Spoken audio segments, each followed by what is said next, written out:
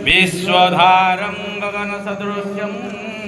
प्रधान शिक्षकों अवसरकालीन विदाय संबर्धना। नयागढ़ जिला खंडपड़ा ब्लॉक जगन्नाथ प्रसाद ग्राम पंचायत अंतर्गत कादुआपड़ा सरकारी प्राथमिक विद्यालय प्रधान शिक्षक भाव में कार्यरत प्रभाकर सेठी चाकरी जीवन अवसर ग्रहण कले। सभारे दीनबंधु दास सभापतित्व करथिले। एही अवसर में शुक्रवार मध्याह्न स्कूल एक विदायकालीन संबर्धना सभा अनुष्ठित होइथिला। छात्री माने स्वागत संगीत गान करथिले। मुख्य अतिथि भाव में एबीईओ कलिंगचंद्र नायक, मुख्य वक्ता भावे एबीईओ प्रदीप्त कुमार साहू, सम्मानित अतिथि भाव में प्रशांत कुमार बेहेरा, विकास कुमार सेठी,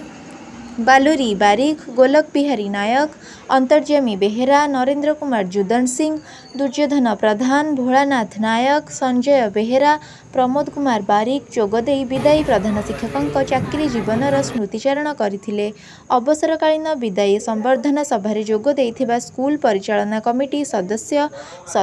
अभिभावक अभिभाविका अतिथि शिक्षक शिक्षयित्री छात्र छात्री सीआरसीसी तथा ग्रामवासी समस्ते अवसरप्राप्त श्री सेठी उपढौकन पुष्पगुच्छ सह विभिन्न उपहार और मानपत्र दे विदायकालीन संबर्धना ज्ञापन करथिले। प्रभाकर सेठी शिक्षक जीवन में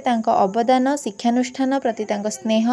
प्रेम दायित्व और कर्तव्य सबुबले मन पड़ुथिबे बोली अवसरकालीन विदाय संबर्धना सभारे उपस्थित समस्त अतिथि माने मत व्यक्त करथिले। एथिसहित श्री सेठी शिक्षकता जीवनर भूयसी प्रशंसा करने सह तांको अवसर जीवन सुखमय हेउ बोली मुख्य अतिथि श्री नायक भगवान पाखरे कामना करिथिबा बेले श्री सेठी शिक्षा विभाग में कार्यकारी एक सुंदर छवि छाड़ी जाइथिबा विभिन्न दिगरे और विभिन्न विषय उपरे समीक्षा करथिले। सभा को संयोजना करथिले पीतबास महापात्र। शेषरे दीनबंधु दास धन्यवाद अर्पण करथिले। शिवनारायण दास को रिपोर्ट खंडपड़ा वार्ता।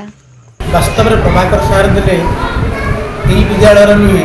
आम खंडपड़ा ब्लॉक एजुकेशन ऑफिस व मंडल शिक्षा अधिकारी खंडपड़ा जड़े सुनामधन्य शिक्षक छात्र बश्चल एवं आज जो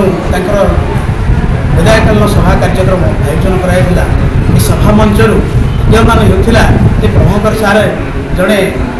आदर्श शिक्षक जड़े भल शिक्षक उत्तम गुणर जन शिक्षक समस्त छात्र छात्री और ग्रामवासी मान उच्छ्वसित संबर्धना जनाए जनापड़ जड़े जड़े सुनामधन्य शिक्षक निश्चित भाव में मुझे तो सभा मंच घोषणा कर सारी अवसर पर सार जो प्राप्य सरकार निकट में पाइबापी अच्छी आम निश्चित भाव में ब्लॉक एजुकेशन ऑफिस खंडपड़ा तरफ एबीओ हिसाब से निश्चित भाव में जहाँ प्राप्य अच्छी जिते जल्दी करे यथाशीघ्र प्रदान विद्यालय 3 जन छात्र 3 जन शिक्षक थे। प्रभाकर सार प्रधान शिक्षक थे आज अवसर नपर 2 जन शिक्षयित्री विद्यालय काम कर नियम अनुसार तो 60 वर्ष पर निश्चित विद्यालय कि मोर पिला पढ़ार जो खुशी लगे मो इच्छा न हो प्रकृत मत बहुत भल लगे 10टा ରୁ 4टा भितर स्कूल रहा मुझे ठीक 9:30 स्कूल पहुँचे गाँव आसती सब पहुँचे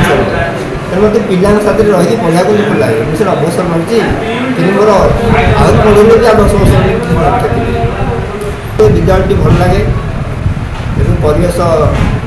भल अच्छे किसी अनुसार ठीक कर परिवेश अधूरा काम गाँव लोक मैंने बहुत सपोर्ट करती अधूरा काम किसी रही काम किसी ना खाली खाली बगस्त्रता बांधीला यहाँ पैसा आसला हम पाठ पढ़ी भल मनीष मोर आशीर्वाद से सुविधा कारण सब छात्र छात्री आज आशीर्वाद कर भविष्य भल मनीष मतलब सब समय भल लगे मैंने सब दिन मत भल लगे बहुत अवसर चेष्टा करूँ आसबि आस पिला किसी देखिए कादुआपड़ा प्राथमिक विद्यालय आम उभय गोटे सहकर्मी भाव कार्य करूँ आपर मु भाव को ट्रांसफर होगली बर्तमान मुझे विदा नहीं सारे मो कह कथा जे प्रभाकर गोटे जड़े नीति आदर्शवान पंक्चुअल शिक्षक थे सी अति भाग्यवान ये आपण तो सामान्य मान पचार जन्म आती निश्चिंत कादुआपड़ा प्राथमिक विद्यालय